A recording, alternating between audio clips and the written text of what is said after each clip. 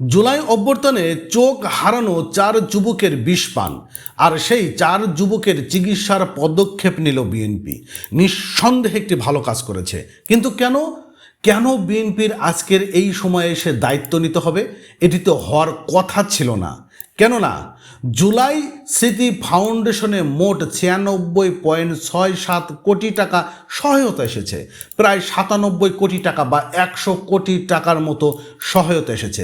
কোথায় গেল 100 কোটি টাকা? এই 100 কোটি টাকা হলে তো এই জুলাই যারা গণ অভ্যর্থনে অঙ্গহানি হয়েছে তাদের খুব ভালোভাবে চিকিৎসা হয়ে যেত। 100 কোটি টাকা কি লাগতো তাদের এই চিকিৎসার জন্য? এত টাকা তো তাদের লাগার প্রয়োজনীয়তা ছিল না। কিন্তু কোথায় গেল এই 100 কোটি টাকা? আমি আপনাদেরকে একটু ছোট্ট টুইস্ট দেখাচ্ছি। দেখতে পাচ্ছেন জুলাই ফাউন্ডেশনের অর্থ আত্মসাৎ, নাগরিক কমিটির নেত্রী কারাগারে। বিষয়টা হচ্ছে যে জুলাই ফাউন্ডেশনের টোটাল টাকাটাই ভাই আত্মসাৎ হয়ে গিয়েছে। কেননা এই নারী নেত্রী যিনি রয়েছে নাগরিক কমিটির, তিনি বিষয়টা যখন ধরা পড়ে গেলেন তখন তো কিছু করার নেই, তখন তাকে তো গ্রেপ্তার করতেই হবে। আর এমন একটি সময় যখন জুলাই ফাউন্ডেশনের দায়িত্ব ছাড়লেন সার্জিস আলম। কখন দায়িত্ব ছাড়লেন? যখন এনসিপি নামের একটি রাজনৈতিক দল গঠন করার প্রয়োজনীয়তা পড়ল, তখন তিনি এই দায়িত্বটা ছেড়ে দিলেন। আর আমরা দেখতে পাই যে হাসনাত, সার্জিস তারা যেভাবে স্বৈরাচার, দোসর বা বৈষম্য বিরোধী রাষ্ট্র গড়ার লক্ষ্যে হুঙ্কার দিচ্ছে, ভাই এই যে যাদের বিনিময়ে আজকে আপনারা বিভিন্ন জায়গাগুলোতে হুঙ্কার দিচ্ছেন, তাদের জন্য আপনারা কি করতে পেরেছেন? কোথায় গেল এই 97 কোটি টাকা? কেন আজকে তাদের সুচিকিৎসার দায়িত্ব বিএনপির নিতে হয়? চলুন কালবেলা পত্রিকা থেকে আজকে আমরা কিছু অংশটা জেনে আসি। বাংলাদেশ জাতীয়তাবাদী দল বিএনপির ভারপ্রাপ্ত চেয়ারম্যান তারেক রহমানের প্রতিশ্রুতি অনুযায়ী ফ্যাসিবাদের বিরুদ্ধে 24-এর গণ অভ্যর্থনে চোখ হারানো চিকিৎসাধীন 4 জনের সুচিকিৎসার কার্যক্রম শুরু হয়েছে। সোমবার সকাল ঢাকা মেডিকেল কলেজ এবং হাসপাতাল শাখায় ড্যাবের সভাপতি ডাক্তার রেজওয়ানুর রহমান সোহেল ও জাতীয়তাবাদী ছাত্রদলের সাবেক স্বাস্থ্য বিষয়ক সম্পাদক শহীদ সোহরাওয়ার্দী মেডিকেল কলেজের হাসপাতালের ডাক্তার MR হাসানের নেতৃত্বে একটি প্রতিনিধি দল 4 যুবকের চিকিৎসার বিষয়ে খোঁজ খবর নিতে যান।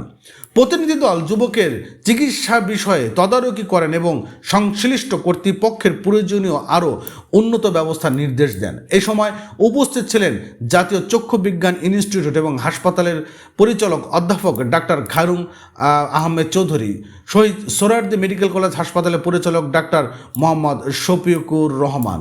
উল্লেখযোগ্য, গতকাল রোববার বিএনপির ভারপ্রাপ্ত চেয়ারম্যান তারেক রহমানের নির্দেশে 4 যুবকের চিকিৎসার প্রসঙ্গে আশ্বস্ত করেন দলীয় সিনিয়র যুগ্ম মহাসচিব ও আমরা বিএনপি পরিবারের প্রধান উপদেষ্টা অ্যাডভোকেট রুহুল কবির রিজভী। গণ অভ্যর্থনে চোখ হারানো 4 জন হলেন শিমুল, মারুফ, সাগর, আক্তার হোসেন।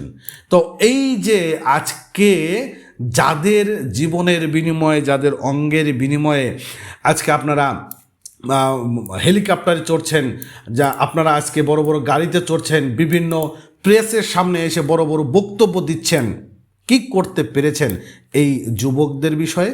যাদের আজকে অঙ্গহানি হয়েছে, যাদের ভবিষ্যৎ অনিশ্চিততার মধ্যে পড়ে গিয়েছে মানে তাদের জীবনের পুরো জীবনটাই অনিশ্চিততার মধ্যে, কি করতে পেরেছেন?